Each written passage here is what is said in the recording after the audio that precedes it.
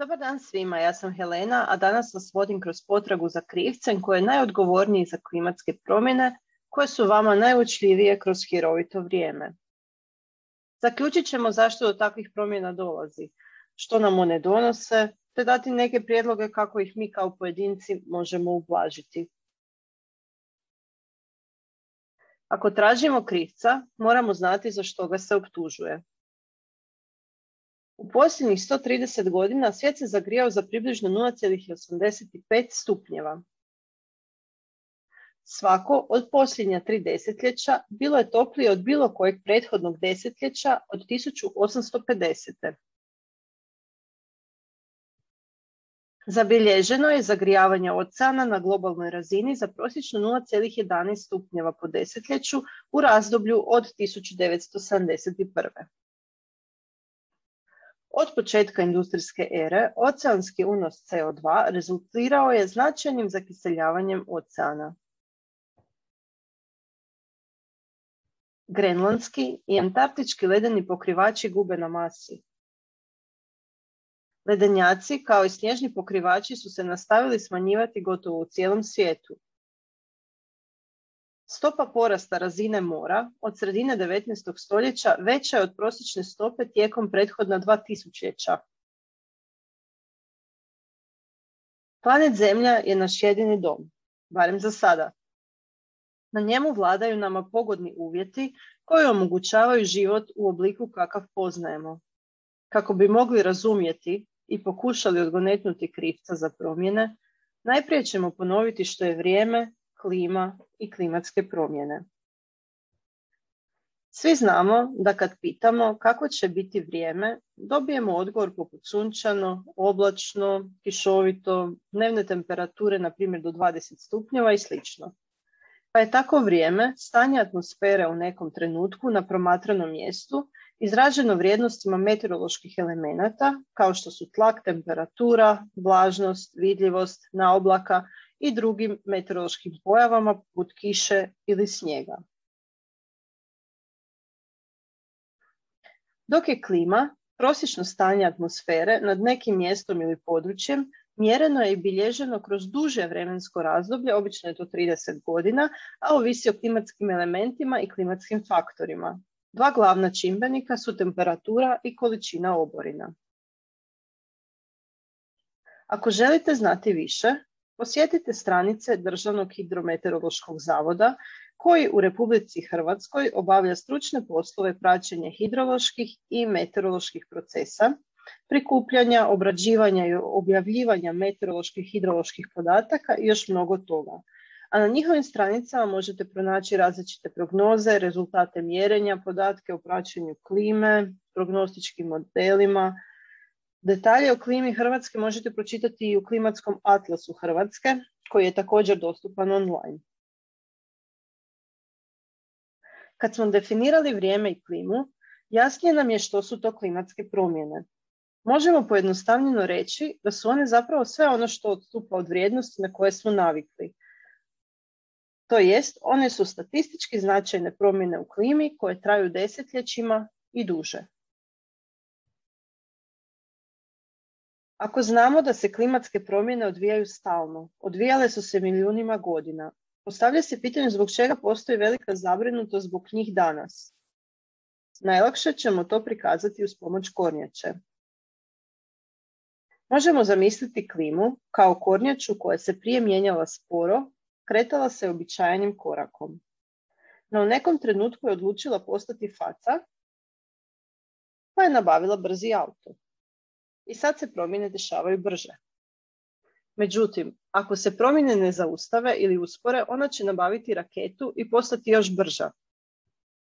Tako promjene, klimatske promjene koje trenutno nastupaju, najviše zabrinjavaju zbog brzine kojom se odvijaju. Prema nekim procjenama i 10 puta brže no što je to bio slučaj unatrag posljednjih 65 milijuna godina kada su prirodno nastupale. Ona neugodna posljedica klimatskih promjena koju smo svi mi danas svjedoci je intenzivnija pojava ekstremnih događaja poput poplava, suša, oluja, požara. Kada se govori o klimatskim promjenama, najčešće se spominje i efekt staklenika, i to u negativnom smislu. Međutim, vidjet ćemo da je to korisna pojava. Efekt staklenika je definiran kao zagrijavanje zemljine površine i donjih slojeva atmosfere selektivnim propuštanjem zračenja. Što to znači? Za efekt staklenika odgovorni su staklenički plinovi poput vodene pare, ugljičnog dioksida, metana, didušikovog oksida, koji u zemljinoj atmosferi djeluju slično kao staklo u staklenicima, odnosno zadržavaju dio sunčeve topline, a dio reflektiraju natrag u svemir. Oko 30% topline se reflektira natrag u svemir, dok ostalih 70% apsorbiraju tlo, zrak i oceani, te tako dolazi do zagrijavanja zemljine površine i atmosfere. Odnosno, zbog ovog efekta klima na zemlji povoljna je za život. A što bi bilo da nema efekta staklenika? Tada bi temperatura na zemlji bila minus 73 stupnja Celzijevih. Do problema dolazi zbog povećanog stvaranja stakleničkih plinova, pa se posljednjih 100-tinjak godina staklenički učinak povećava i dovodi do općeg zagrijavanja atmosfere. Odakle dolazi ovo povećano stvaranje stakleničkih plinova? Mislim da sada možemo govoriti o glavnom krivcu za klimatske promjene. Pretpostavljate već o kome se radi? Vodeći svjetski klimatolozi smatraju da su ljudske aktivnosti poput raznih industrijskih procesa, izgaranje fosilnih goriva, uništavanje šuma, gotovo sigurno glavni uzrok zatopljenja koje se primjećuje od sredine 20. stoljeća. Antropogene emisije stakleničkih plinova povećale su se od predindustrijske ere, uglavnom potaknute ekonomskim rastom i rastom stanovništva, a sada su veće nego ikad prije. To je dovelo do atmosferskih koncentracija ugljičnog dioksida, metana i dušikovog oksida koje nisu postignute u posljednjih 800.000 godina. CO2 je staklenički plin koji najčešće nastaje kao posljedica ljudskih aktivnosti te je uzrokom 63% globalnog zatopljenja koje su uzrokovali ljudi. Njegove koncentracije u atmosferi trenutačno 40% više nego u početku industrijalizacije.